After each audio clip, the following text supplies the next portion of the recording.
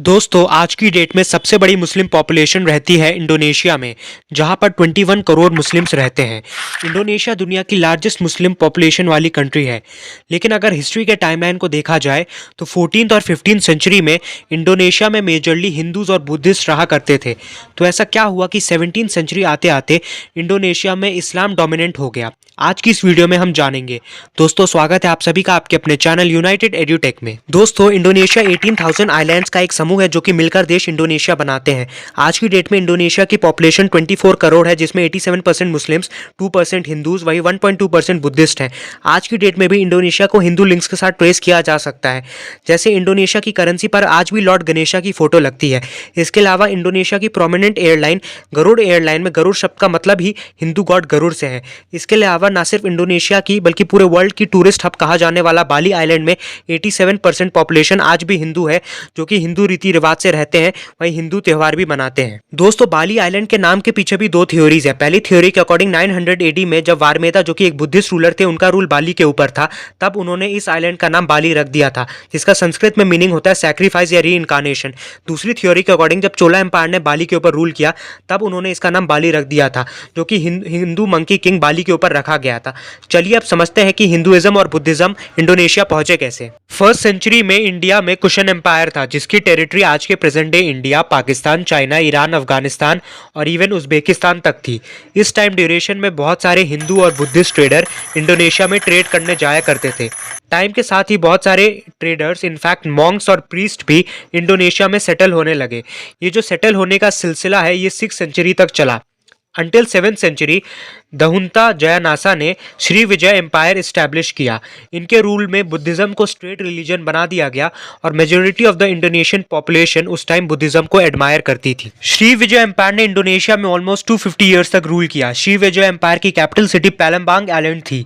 Shri Vijay empire अपनी peak पर Sumatra, जावा, even मलाय पेंसुला को भी कंट्रोल किया करते थे। श्री विजय एम्पायर ने 670 AD से 1025 AD तक इस एरिया में रूल किया। 1017 AD में राजेंद्र वन, जो कि चोला एम्पायर के रूलर थे, उन्होंने पैलम्बांग सिटी, जो कि श्री विजय एम्पायर की कैपिटल थी, इसके साथ साथ 14 पोर्ट्स पर अटैक कर दिया और 1025 AD आते आते चोलास ने पूरे श्री विजय एम्पायर को ही खत्म कर दिया। इसी के साथ साथ चोलास ने हिंदुइज्म को इंडोनेशिया में फैलाया।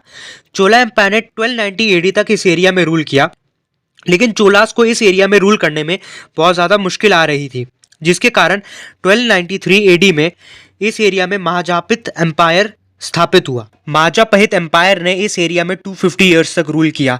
इन्हीं के रूल में हिंदुइज्म को स्टेट रिलीजन बना दिया गया। पीक पावर में ये एम्पायर ऐसा दिखा करता था। इसी रूल में बहुत सारे टेम्पल्स भी बनाए गए और इंडोनेशिया में ट्रेड बहुत ज़्यादा बढ़ गया था। इसी ने ना सिर्फ मुस्लिम ट्रेडर्स बल्कि मुस्लिम मिशनरीज को भी इंडोनेशिया की तरफ आकर्षित किया। इस्लाम का इंडोनेशिया से पहला कॉन्टैक्ट 13th सेंचुरी में मुस्लिम ट्रेडर से ही हुआ है। अब 13th सेंचुरी में बहुत सारे रॉन्ग ट्रेडिशन जैसे सती प्रथा और कास्ट सिस्टम को भी बहुत सारे इंडोनेशियंस पसंद नहीं करते थे। उनके लिए Islam as a way of equality आया। 13th सेंचुरी में इंडोनेशिया पेनिनसुला में टसल ऑफ पावर देखने को मिली। बाहरी एम्पायर जैसे चोला मातरम ने इंडोनेशिया को लूटा, जिससे अल्टीमेटली रीजन में पॉवर्टी आ गई। इसी का फायदा मुस्लिम प्रोपेगेटर्स ने उठाया। इसके अलग इंडोनेशिया में पपेट शो बहुत ज़्यादा फेमस है और ट्रेडिशनल भी है। इसका यूज़ करके भी इस्लाम को फैलाया गया।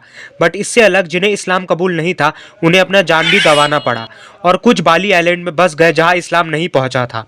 इसके अलावा चाइना और इंडियन मुस्लिम प्रोपेगेटर्स ने भी पैसे की मदद से इस्लाम को फैलाया और 16th सेंचुरी आते आते इंडोनेशिया में इस्लाम फैल गया और इंडोनेशिया एक बुद्धिस्ट या कहे हिंदू मेजोरिटी नेशन से एक मुस्लिम नेशन बन गया। इसके बाद कुछ सालों तक इंडोनेशिया को कॉलोनियल पावर जैसे ब्रिटिशर्स और डच ने कंट्रोल किया। 1942 में इंडोनेशिया को जापान ने एनेक्स कर लिया, पर 1945 में वर्ल्ड वॉर 2 में जापान की हार के बाद इंडोनेशिया 17 अगस्त 1945 को एक इंडिपेंडेंट नेशन बन गया।